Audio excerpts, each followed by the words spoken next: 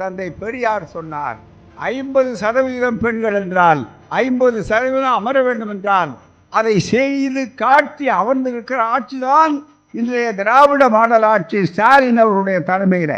பெரியார் இப்போது தேவையா? இப்போதல்ல, எப்போதும் தேவை. மருத்துவக் கல்லூரிகளைப் போல எந்த தொற்றுநோய் எப்படி வரும், எந்த ரூபத்திலே வரும் வந்து கொண்டிருக்கிறது. நீ சிந்தித்துப்பார். என்னுடைய கருத்தாக இருந்தாலும் ஏற்றுக்கொள்ளாதே சொன்ன ஒரே தலைவர் தந்தை பெரியார், ஒரே இயக்கம். இது கருத்து சுதந்திரம், சுயமரியாதையை கருத்து தந்தை பெரியார் சொன்னார். அறிவு விடுதலை இயக்கம். இதுவரை நடக்காத ஓட்டு திருட்டு நடக்கிறது. காரணம், ஓட்டு திருட்டு நடந்தால் அடுத்து நாட்டை திருடுவான். நாட்டு திருட்டுக்காகத்தான் முதல்ல ஓட்டு திருட்டு நடந்து கொண்டிருக்கிறது. தமிழ்நாட்டை திருடி பார்க்கலாம் நினைக்கிறான். கருப்பு சட்டைக்காரன், காவலுக்கு கெட்டிக்காரன். இது ஒருபோதும் நீங்கள் அசைத்து விட முடியாது. மானமும் அறிவும் தான் மனிதருக்கு அழகு என்று சொன்னாரே தந்தை பெரியார். அதில் எவ்வளவு கருத்தாடம் இருக்கிறது என்பதை இளைஞர்களுக்கு சொல்லுங்கள். சிறிதவராமல் தடுத்து பாரி இருக்கிறவர்களுக்கு வீதிதோறும் சொல்லுங்கள்.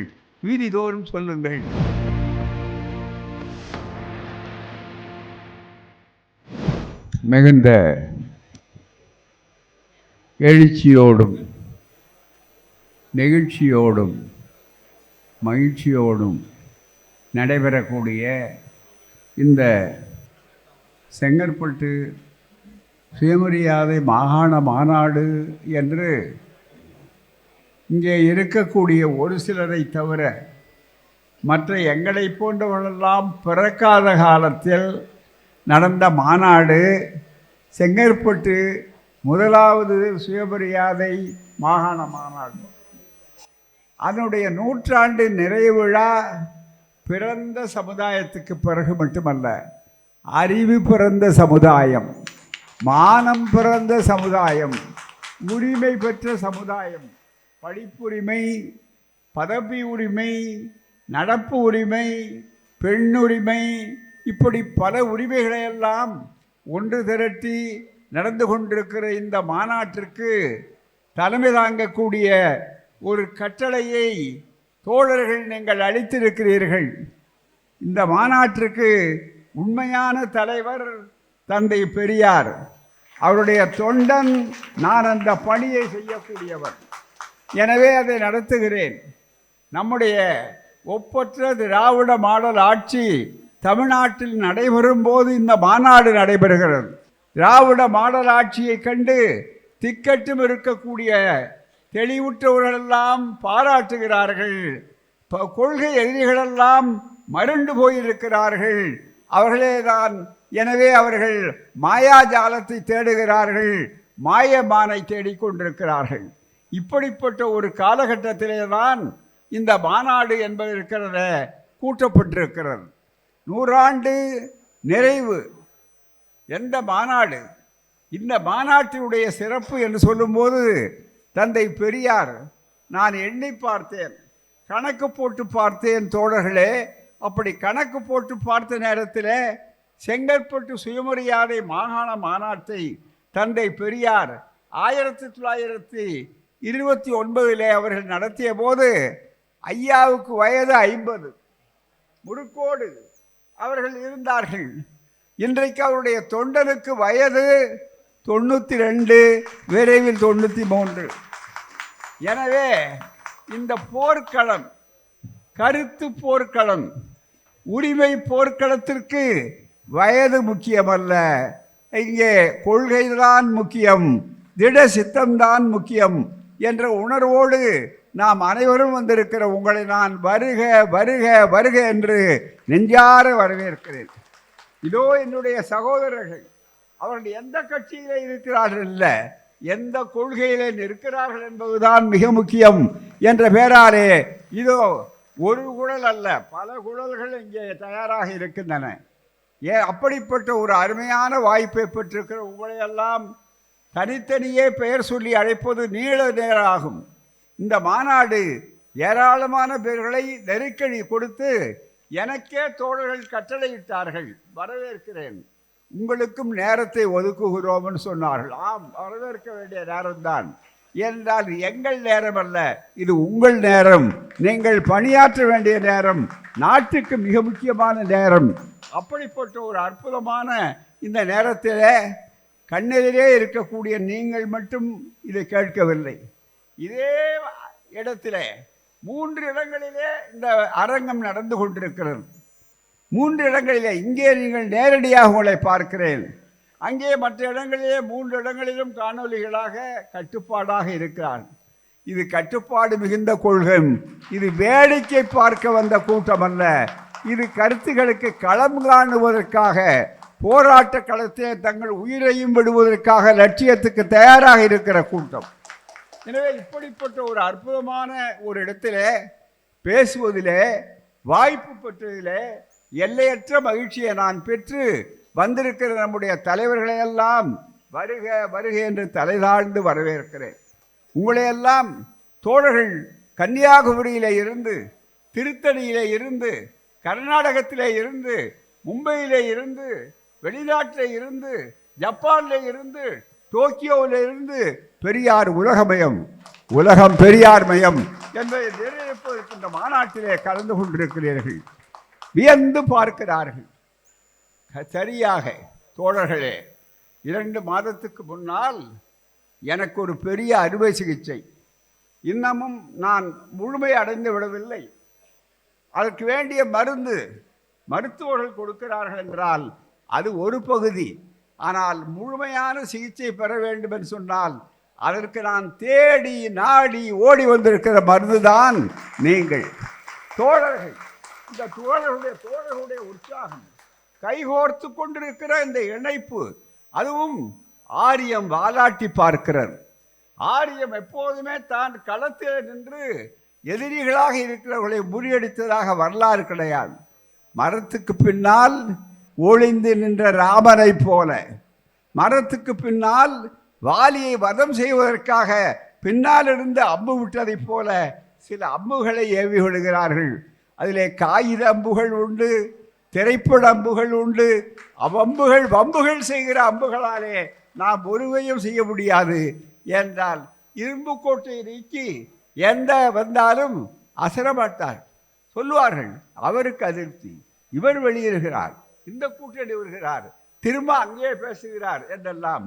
உங்கள் ஜம்பம் ஒருபோதும் ஒழிக்காது.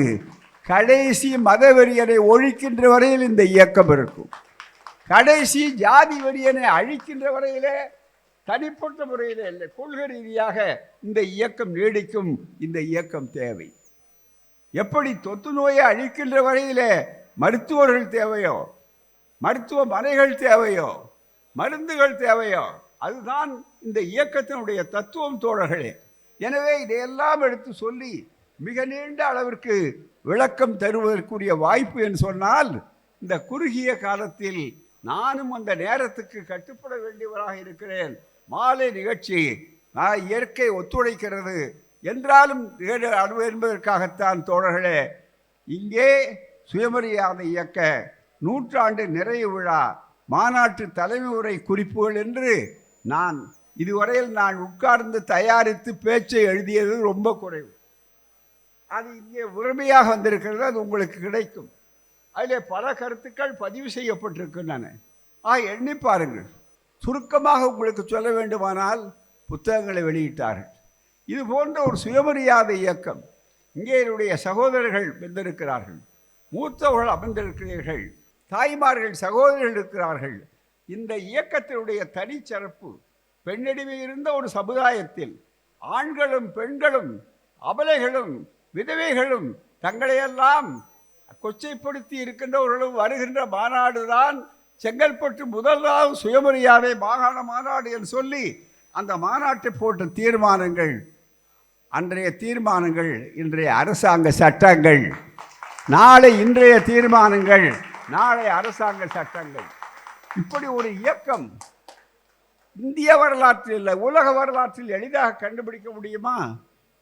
அரசு அமைப்பாத தந்தை பெரியார், பதவிக்கு போகாத தந்தை பெரியார், தேர்தலிலே நிற்காத ஒரு பெரியார், ஒரு இயக்கம் அரசியல் சட்டங்களை திருத்தி இருக்கிறது.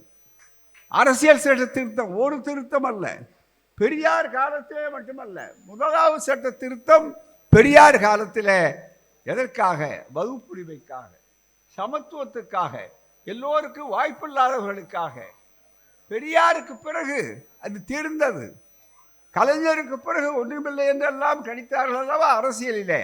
அதுபோல பெரியாருக்கு பிறகு என்னையா 4 கிழவர்கள் இருப்பார்கள், இது மாதிரி 106 105 பெரியாரோடு போய்விடுவார்கள் என்று கணித்தவர்களுக்கு பொய்யாக சொல்லிதான் லட்சோப லட்சம் இளைஞர்கள் இங்கே அணிவகுத்து கொண்டிருக்கிறார்கள். எனது தாய்மார்கள் சகோதரிகள் இங்கே அருமையாக வைத்து கொண்டிருக்கிறார்கள். அப்படிப்பட்ட ஒரு பெரிய அற்புதமான இந்த இயக்கத்தில் போட்ட தீர்மானங்கள், பெண் உரிமை இன்றைக்கு எந்த அளவிற்கு வளர்ந்திருக்கிறது. இந்த இயக்கம் தயவு செய்து எண்ணி பாருங்கள். இந்த இயக்கம் ஒரு 2 தத்துவ போர்களுக்கு இடையில இன்னமும் தேவைப்படுகிறது. 100 ஆண்டுக்கு முன்னால் பெரியார் பார்ப்பனர் எதிர்ப்பெல்லாம் சொன்னார். இப்போது தேவையா? கொஞ்சம் ஆங்கிலப்படுத்தப்பட்டிருக்கிறான் அல்லவா பெரியாருடைய உழைப்பினாலே. அவர்களிலே சில பேர் இந்த நுனிப்புல் மேய்கிறவர்கள், குழாய் மாட்டி கணினியை தட்டி கொண்டிருக்கிறவர்கள், அதை மட்டுமே பார்த்து தங்களுடைய வாழ்வை எல்லாம் முடிந்து விட்டது, எல்லாம் சரியாக இருக்கிறது என்று தப்பு கணக்கு போடுகிறவர்கள், அவர்கள் கொஞ்சம் எண்ணி பார்க்க வேண்டும். சில கேள்விகளை இந்த சுயமரியாதை இயக்க 100ஆண்டு விழாவில் எண்ணி பார்க்க வேண்டும். அது என்ன பிரமாதமாக சுயமரியாதை இயக்கம் 100ஆண்டு கொண்டாடுவதில் என்ன சாதித்து விட்டதா என்று கேட்கிறவர்களுக்கு ஒன்றே ஒன்று கேளுங்கள். வீதி வீதியாக கேளுங்கள் தோழர்களே, தெரு தெருவாக பிரச்சாரம் செய்யுங்கள். ஒன்றே ஒன்று, 100 ஆண்டுகளுக்கு முன்னால் இந்த தோளிலே துண்டு போடுகிற உரிமை நமக்கு உண்டா? 100 ஆண்டுகளுக்கு முன்னால் செருப்பு போடுகிற உரிமை நமக்கு உண்டா? நன்றாக நினைத்து பார்க்க வேண்டும். அன்றே அது மட்டுமல்ல, நம்முடைய சகோதரர்கள் எப்படி தாய்மார்கள் வந்து அமர்ந்திருக்கிறார்களே, இவர்களுக்கு இந்த நாற்காலியிலே அமரக்கூடிய வாய்ப்பு உண்டா?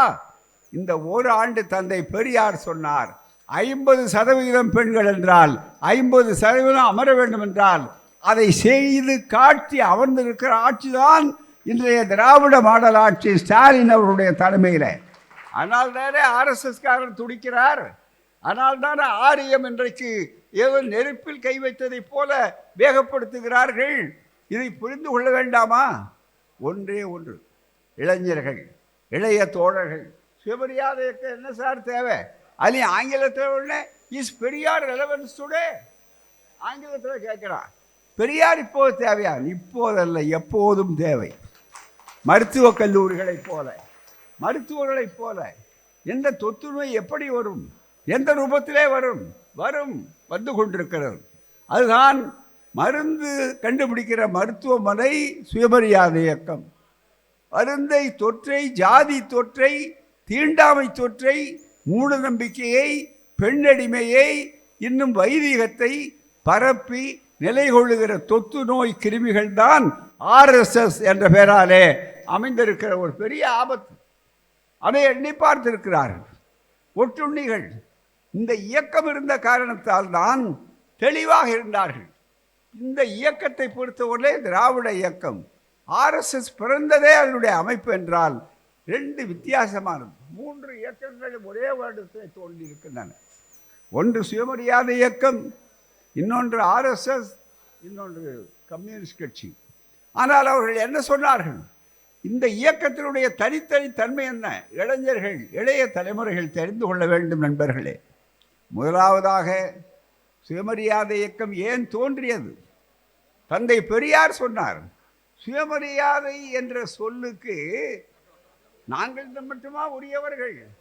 யார் யாருக்கெல்லாம் பகுத்தறிவு இருக்கிறதோ, அவர் யார் யாருக்கெல்லாம் மாநில உணர்ச்சி இருக்கிறதோ அவர்களுக்கெல்லாம் சுயமரியாதை என்பது சொந்தம். அந்த சுயமரியாதை இல்லாவிட்டால் மனிதனுக்கு முதுகெலும்பிருந்தும் அவனால் நிமிர்ந்து நிற்க முடியாது. அந்த இயக்கம்தான் இந்த பெண்களை பார்க்கிறோம். இன்றைக்கு தோழர்களே, வெளியே போய் பாருங்கள். காவலுக்கு நம்முடைய மகளிர் நிற்கிறார்கள், அதிகாரிகளாக நிற்கிறார்கள். இன்னும் கேட்டால் தலைமை அதிகாரியாக அடுத்து யார் வருவதுன்னு சொல்லும்போது பெண்ணை அங்கே பேனலிலே வைக்கிறார்கள். இது எப்படி நடந்தது? சரஸ்வதி பூஜை கொண்டாடினால் நடந்ததா? ஆயுத பூஜை கொண்டாடியதனால் மனு போட்டதால் நடந்ததா?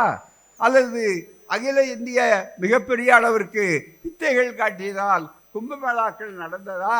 சுயமரியாதை இயக்கம், செங்கற்பட்டு சுயமரியாதை இயக்கம், போராட்டம், தீர்மானம் இவைகளால் நடந்தது. இதோ இந்த தீர்மானத்திலே சொல்கிறார், ஆண்களைப் போலவே பெண்களுக்கும் சம உரிமை உண்டு என்று சொன்னார். நன்றி எண்ணி பாருங்கள். சுயமரியாதை இயக்கம் பிறந்திருக்காவிட்டால் சகோதரிகளே சொல்லுங்கள், தாய்மாரை வீட்டுக்கு சொல்லுங்கள், அவர்கள் என்றைக்கு 1000 ரூபாய் வாங்குகிறார்கள், சொத்துரிமை பெற்றிருக்கிறார் என்றால் இந்த இயக்கத்தினுடைய அடித்தளத்தினுடைய பணி பலன் அது என்பதை விளக்கி சொல்லுங்கள். ஆகவேதான் ஏமாற்றலாம் என்று நினைக்கிறவர்களுக்கு இடம் தராதீர்கள்.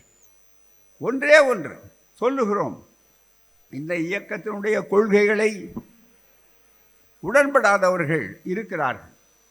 உடன்பட வேண்டிய அவசியமில்லை. உனக்கு கருத்து சுதந்திரம் தந்திருக்கிறோம், நீ சிந்தித்து பார். என்னுடைய கருத்தாக இருந்தாலும் ஏற்றுக்கொள்ளாதே சொன்ன ஒரே தலைவர் தந்தை பெரியார். ஒரே இயக்கம் இது, கருத்து சுதந்திரம். சுயமரியாதை இயக்கத்துக்கு தந்தை பெரியார் சொன்னார், அறிவு விடுதலை இயக்கம். மாற்று பெயர் என்னவென்றால் அறிவு விடுதலை இயக்கம். அறிவுக்கு விடுதலை கொடு, அடிமையாக்காதே, சங்கிலி போடாதே, பிணைக்காதே என்று சொன்ன தலைவர் தந்தை பெரியார். அதனுடைய விளைவுதானே இன்றைக்கு நாம் பட்டதாரிகள். இன்றைக்கு இவர் வழக்கறிஞர், இவர் ஆய்வாளர், இவர் டாக்டர் திருமாவளவன், அதே போல பேராசிரியர், அவர் பேராசிரியர், இவர் இப்படி வரிசையாக சொல்லிக் கொண்டிருக்கிறோம். மகளிர் எத்தனை இடங்களை பெற்றிருக்கிறார். இதெல்லாம் எப்படி நடந்தது எண்ணி பாருங்கள் தோழர்களே. சுயமரியாதை இயக்கத்தினால் அதற்கு நான் சொன்னதைப் போல உடன்படாதவர்கள் இன்னமும் இருக்கிறார்கள், உண்மை. ஆனால் ஒரே ஒரு கேள்வி சுருக்கிய நேரத்தில் கேட்கிறேன், இதற்கு விடை காணுங்கள். திண்ணையிலே கேளுங்கள், தெருவிலே கேளுங்கள். உடன்படாதது சரி, ஆனால் எங்களுக்கு கடன்படாதவர்கள் உண்டா? பெரியாருக்கு கடன்படாதவர்கள் உண்டா? ஒவ்வொரு வீட்டிலும் நீங்கள் வேலைக்கு போகிறீர்கள். இன்றைக்கு வெறும் கரண்டியை தூக்கிய கைகள் இன்றைக்கு துப்பாக்கியை தூக்கி நிற்கின்றன. இது யாரால் நடந்தது? எப்படி நடந்தது? இதை மாற்ற வேண்டும் என்பதற்குத்தானே இப்போது கருத்துரிமை போராட்டம் நடைபெற இருப்பது. வெறும் தேர்தலா? வெறும் வாக்களிப்பா? ஏன் ஓட்டை திருட வேண்டும் என்று நினைக்கிறார்? இதுவரையில் நடக்காத ஓட்டு திருட்டு நடக்கிறது. காரணம், ஓட்டு திருட்டு நடந்தால் அடுத்து நாட்டை திருடுவான். நாட்டு திருட்டுக்காகத்தான் முதல்ல ஓட்டு திருட்டு நடந்து கொண்டிருக்கிறது. தமிழ்நாட்டை திருடி பார்க்கலாம் நினைக்கிறான். கருப்பு சட்டைக்காரன், காவலுக்கு கெட்டிக்காரன். இதை ஒருபோதும் நீங்கள் அசைத்து விட முடியாது. அதை எண்ணி பார்க்க வேண்டும். இது யாருக்கும் வெறுப்பல்ல. எண்ணி பாருங்கள். நீங்கள் அமர்ந்திருக்கிறோமே, யாருக்காவது என்ன ஜாதி என்று தெரியுமா? 100 ஆண்டுக்கு முன்னால், சுயமரியாதை இயக்கம் பிறப்பதற்கு முன்னால், பெரியார் பணி துவங்குவதற்கு முன்னால் என்ன நிலை? ஒரு கவனம் இளைய தோழர்களே நினைத்து பாருங்கள். இன்றைக்கு தெரியாது. இன்றைக்கு உங்களுக்கு ரசிகர் மன்றம் தெரிகிறதே தவிர எங்களுடைய வதிந்த நம்முடைய பாட்டனார்கள் வர முடியாது. தாய்மார்களை பார்த்து நான் கேட்பது உண்டு. கல்லூரிகளிலே போகும்போது நான் எளிமையாக கேட்பது ஒன்றே ஒன்றுதான். என்னவென்றால், தயவு செய்து நீங்களெல்லாம் கல்லூரியிலே வந்திருக்கிறீர்கள், பட்டதாரிகளாகி இருக்கிறீர்கள், மேல்பட்ட படிப்பு படித்திருக்கிறார்கள், மகிழ்ச்சி, பெருமை, இவைகளெல்லாம் சரி. உங்கள் தாய்மார்கள், உங்கள் அம்மா எத்தனை பேர் பட்டதாரி? அப்பா இருக்கட்டும், முதல்ல அம்மா எத்தனை பேர் பட்டதாரி? கொஞ்சம் பேர் தூக்குறாங்க, அதுக்கு முன்னால் கிடையாது. உங்கள் பாட்டி எத்தனை பேர் அப்படின்னா ஒருத்தரும் கிடையாது. காரணம் என்ன? 3 தலைமுறை, அதுக்கு மேலே ஒன்று. ஆனால் இன்றைக்கு பிள்ளைகள் படிக்கிறார்கள். படிப்பதற்காகவே அவர்களுக்கு பணம் கிடைக்கிற ஒரே ஆட்சி திராவிட மாடல் ஆட்சி தான். இன்றைக்கு படிப்பு, ஒரு காலத்திலே படிக்காதே என்று சொல்வதற்காகத்தான் இன்றைக்கு அந்த போராட்டம் நடந்து கொண்டிருக்கிறது. சுயமரியாதை இயக்கம் ஏன் தேவை? ஒரே ஒரு கருத்து, நாம் யாரும் மற்றவருடைய உரிமைகளை நாம் பறிக்க வேண்டும் என்பதற்கு அல்ல இந்த இயக்கம், மற்றவர்களெல்லாம் அழிக்க வேண்டும் என்பதற்கு அல்ல. ஒரே வரியிலே தந்தை பெரியார் சமூக நீதிக்கு. ஏனென்றால் அம்பேத்கருக்கும் பெரியாருக்கும் ஒரே நாணயத்தின் 2 பக்கங்கள், 2 கருத்துரைகள், ஒரே கருத்து. அங்கே வடக்கே, இங்கே தெற்கே, உலகம் முழுவதும் இன்றைக்கு பறந்திருக்கிறார்கள். அப்படிப்பட்ட ஒரு அற்புதமான ஒரு சூழ்நிலையிலே ஒரு கருத்தை உங்களுக்கு சொல்லியாக வேண்டும். என்ன? எண்ணி பாருங்கள், மிக தெளிவாக தந்தை பெரியார் அவர்கள் ஒரு வார்த்தை கேட்டார், படி படி என்று சொன்ன நேரத்தில் ஏன் இந்த இயக்கம் இல்லாவிட்டால் கல்லூரிகள் வந்திருக்குமா? நாங்களெல்லாம் பட்டதாரிகளாக இருப்போமா? எங்கள் கையிலே பேனாய் இருக்குமா? அதற்கு பதிலாக என்ன இருக்கும்? மாட்டுக்கோள் இருக்கும். அதை தாண்டினால் எதிரி கையிலே சூட்டுக்கோள் இருக்கும். இதுதானே மிக முக்கியம். இதை மாற்றி அமைத்த பெருமை பெரியாரின் கைத்தடிக்கே உண்டு, சுயமரியாதை இயக்கத்தினுடைய தனித்தன்மைக்கே உண்டு. எண்ணி பாருங்கள். அது மட்டுமல்ல, மனு தர்மம். இப்போது போராட்டம் என்ன போராட்டம்? பல பேர் தவறாக நினைத்து கொண்டிருக்கிறார்கள். போராட்டம் ஏதோ அரசியல் போராட்டம். இந்த கட்சிக்கா அந்த கட்சிக்கா, இந்த கூட்டணியா அந்த கூட்டணியா இல்லை அல்ல நண்பர்களே. சுருக்கமாக உங்களுக்கு சொல்ல வேண்டுமானால், ரொம்ப எளிதாக புரிந்து கொள்ள வேண்டுமானால், இதுதான் போராட்டம். இதுதான் போராட்டம். இதோ இந்திய அரசியல் சட்டம்.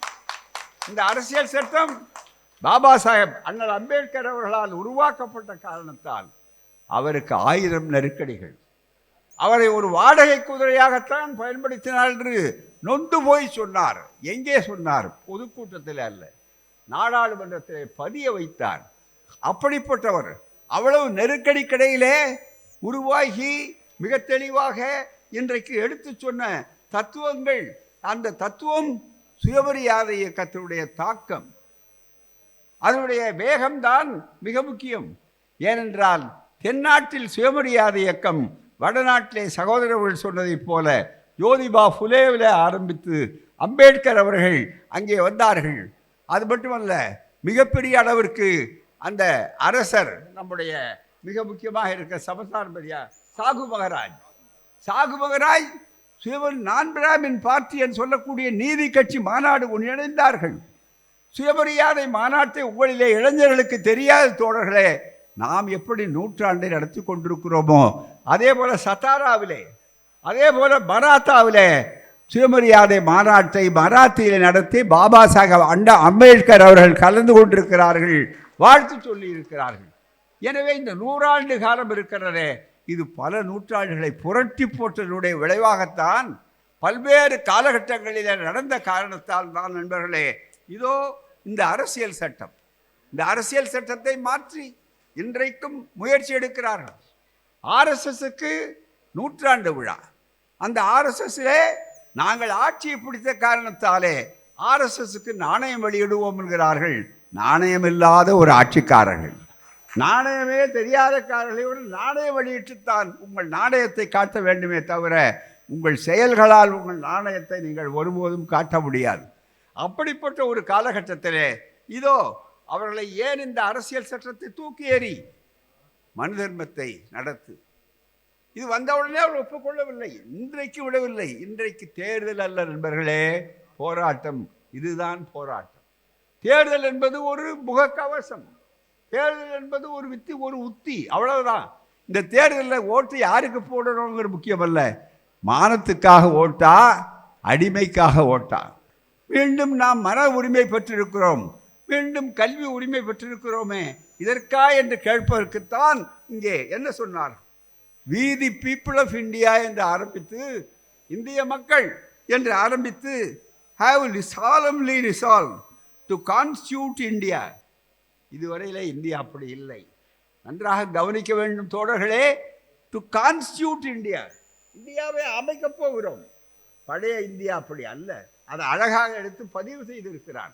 To constitute India to into a sovereign, இறையாண்மை மிக்க சோசியலிஸ்ட், சமதர்ம, செக்குலர், மதச்சார்பின்மை, டெமோக்ராட்டிக், ஜனநாயக ரிப்பப்ளிக், குடியரசு.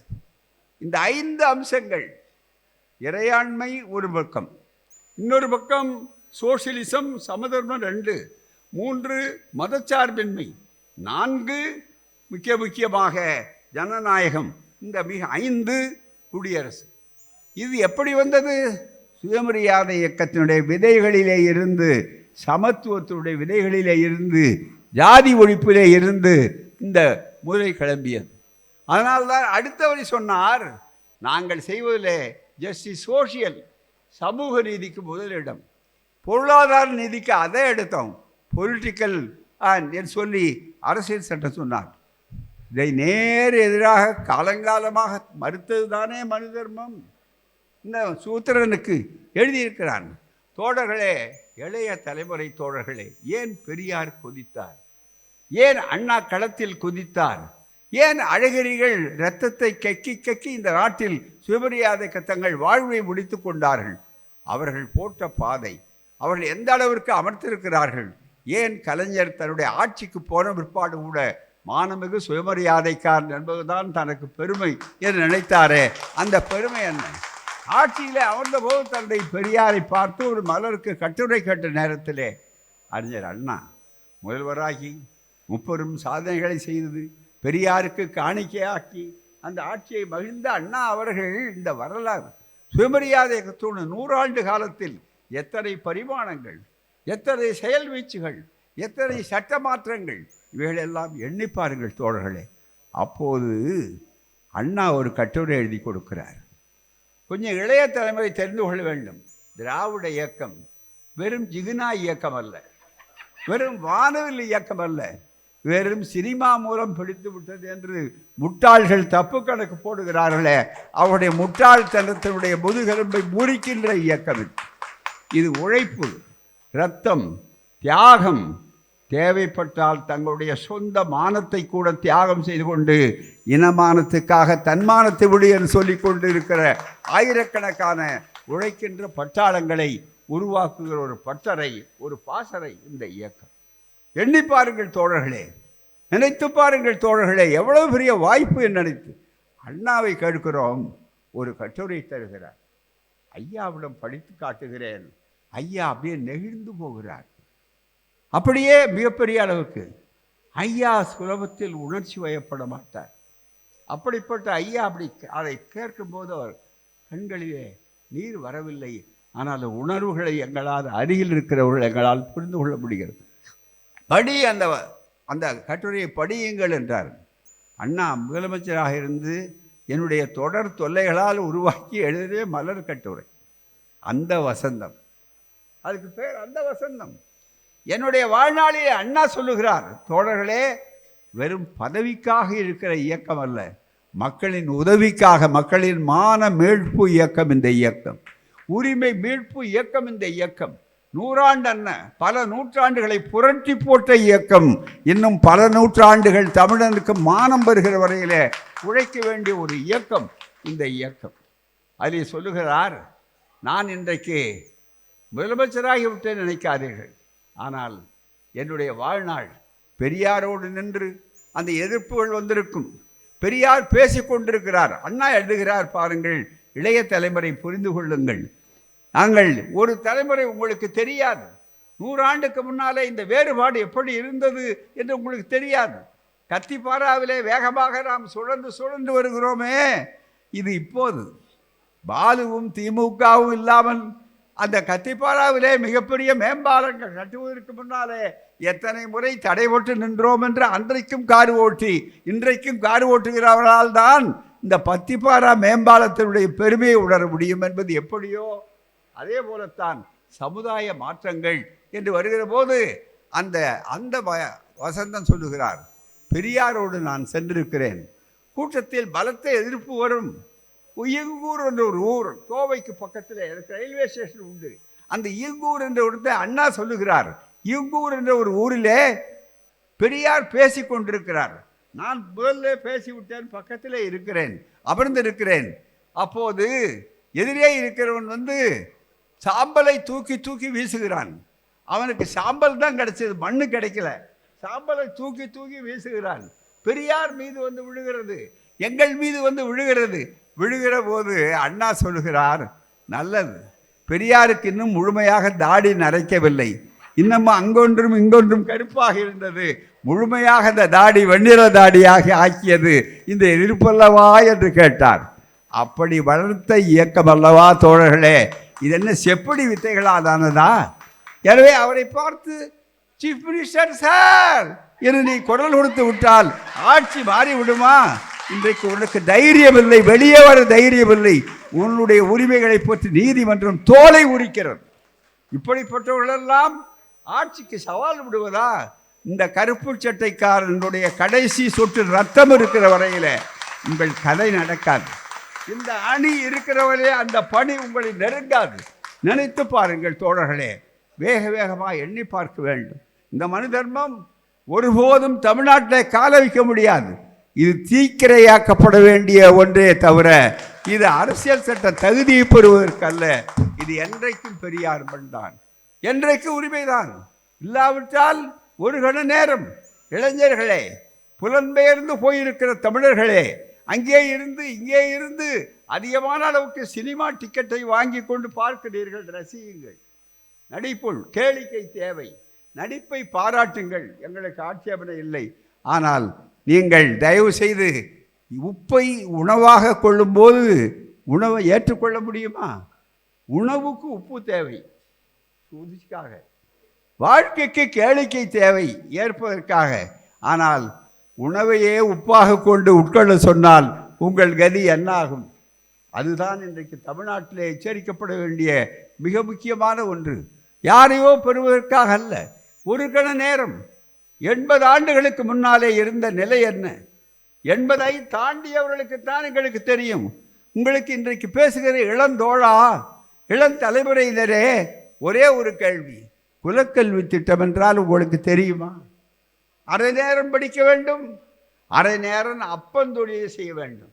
சிறைப்பவன் பிள்ளை சிறைக்க கற்றுக்கொள்ள வேண்டும், மலமெடுப்பவன் பிள்ளை மலமெடுக்க கற்றுக்கொள்ள வேண்டும், வீதி கூட்டுவன் பிள்ளை வீதி கூட்ட வேண்டும், நாங்கள் மட்டும் படிக்க வேண்டும். இதுதானே ஆரியம். இதை கொண்டு வந்தது தானே ராஜகோபாலாச்சாரியார் ஆட்சி. அதை எடுத்து குரல் கொடுத்த ஒரே இயக்கம் தந்தை பெரியார், திராவிடர் இயக்கம். அதை எடுத்து குரல் கொடுத்தவர்கள் முற்போக்குவாதிகள்.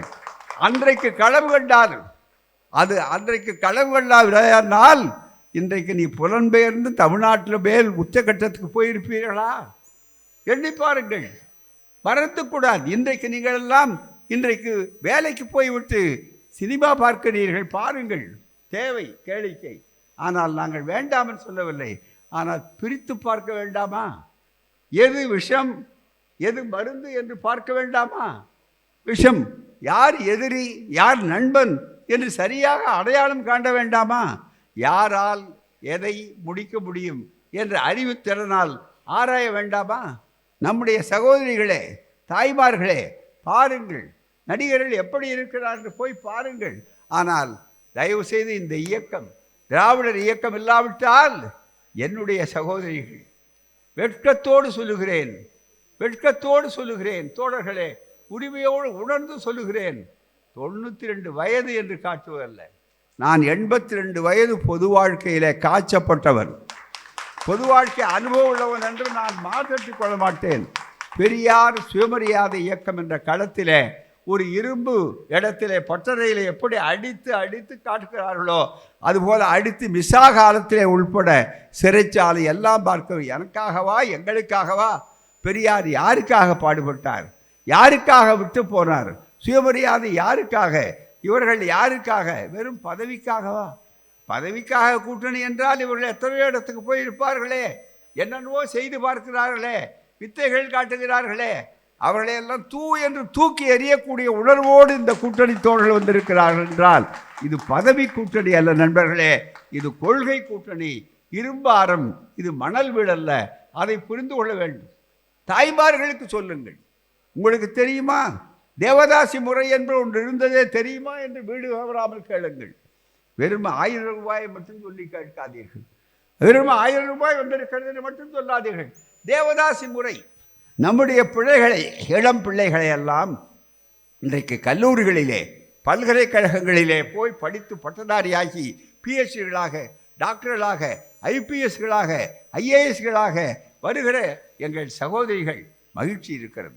எங்கள் பிள்ளைகள், எங்கள் பேரப்பிள்ளைகள் எங்களை வாழ வைக்கிறது. எம்மாந்து நிற்கிறோம். செங்கல்பட்டு தீர்மானம் நிறைவேற்றப்பட்டிருக்கிறது என்று நினைக்கிறோம். ஆனால் அந்த பிள்ளைகள், அவர்களுடைய பேர பிள்ளைகளுக்கு இன்றைக்கு உணர்வில்லை, தவறில்லை என்றால் அவர்களுக்கு தடம் தெரியாது, அவர்களுக்கு கஷ்டம் தெரியாது. அவர்களுக்கு உணர்த்துங்கள். பொட்டு கட்டுதல் என்றால் என்ன தெரியுமா? ஒரு பிள்ளையை கொண்டு போய் கோயிலுக்கு சாமிக்கு கட்டுவது என்று இருந்ததே, அதை அழித்த இயக்கம் எது? திராவிட இயக்கம்.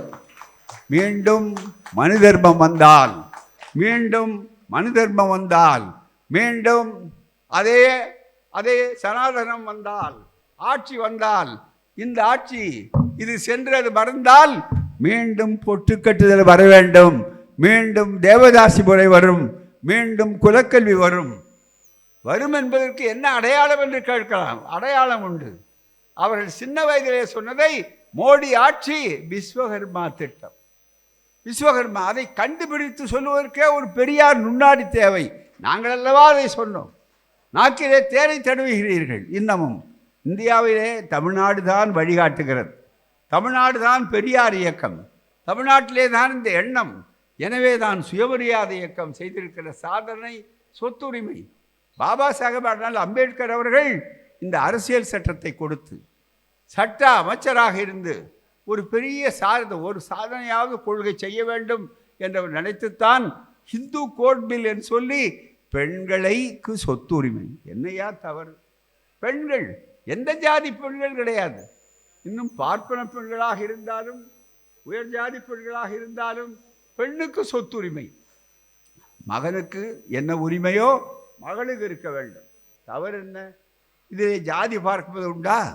அனைவருக்கும் அனைத்தும் என்று சொல்லுகிற போது பெரியார் சொன்னார், அனைவருக்கும் அனைத்தும். அதைத்தான் சமூக நீதி நாளாக இன்றைய ஆட்சியிலே கொண்டாட சொன்னார் முதல்வர் ஸ்டாலின் அவர்கள். பாபா சாஹேப் அம்பேத்கர் சமத்துவத்தை சொன்னார், அதுதான் சமத்துவ நாளாக சொன்னார். இந்த சமத்துவத்தை தலைகீழாக மாற்றுவதற்குத்தானே 100 ஆண்டு காணக்கூடியவர்கள் நாங்கள். மீண்டும் வருவோம், உங்களை எல்லாம் பழைய நுகத்தடியை கட்டுவோம்னு சொல்லுகிறார்களே, அதற்காக இந்த சுயமரியாதை இயக்கம், திராவிடர் இயக்கம், இந்த கூட்டணி பாதுகாக்கப்பட வேண்டாமா? எனவே தேர்தலிலே ஓட்டு போடுவது நினைக்காதீர்கள், உங்கள் தலையெழுத்தை நீங்கள் நிர்ணயிக்கிறீர்கள் நினைக்க வேண்டும் என்று சொல்லக்கூடிய அளவிற்கு மக்களுக்கு அறிவார்ந்த உணர்வை அவர்களுக்கு உருவாக்கி காட்ட வேண்டும்.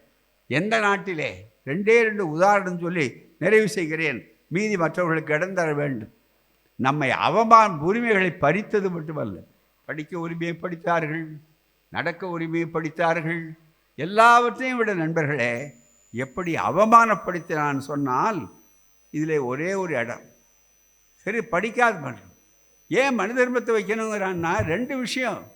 பொருளாதார நண்பர்கள் சொன்னார், இங்கே கூட நகைமுரண் எதிர்முரண் தோழர் வீரபாண்டியன் அவர்கள் சொன்னார்கள், உங்களுக்கு நகைமுகன் அல்ல எதிர்முறை அல்ல ஒன்று தான், வருணம் வருணம் என்று சொல்லிக்கொண்டு இந்த நாட்டை பொறுத்தவரை வருணம்தான்.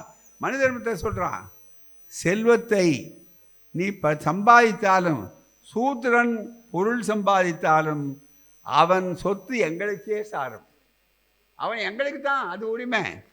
அடித்து கூட நாங்கள் பிடுங்கி கொள்ளலாம், கற்பனை இல்லை, ஆதாரத்தோடு அடித்து நாங்கள் வன்முறையோடு அந்த பணத்தை எடுத்துக்கொள்ளலாம்.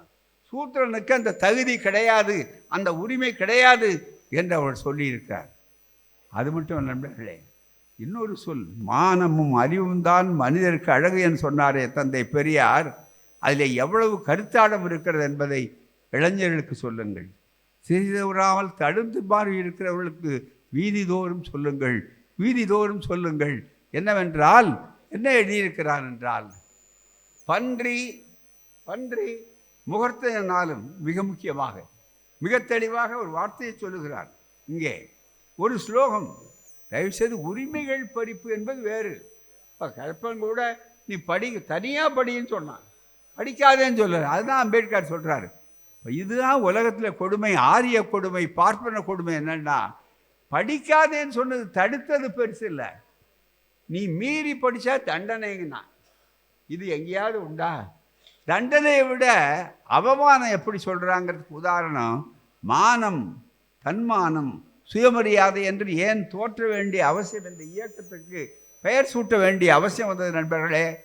மனு தர்மம் பக்கம் 78, அத்தியாயம் இந்த 24:1 ஸ்லோகம் 241.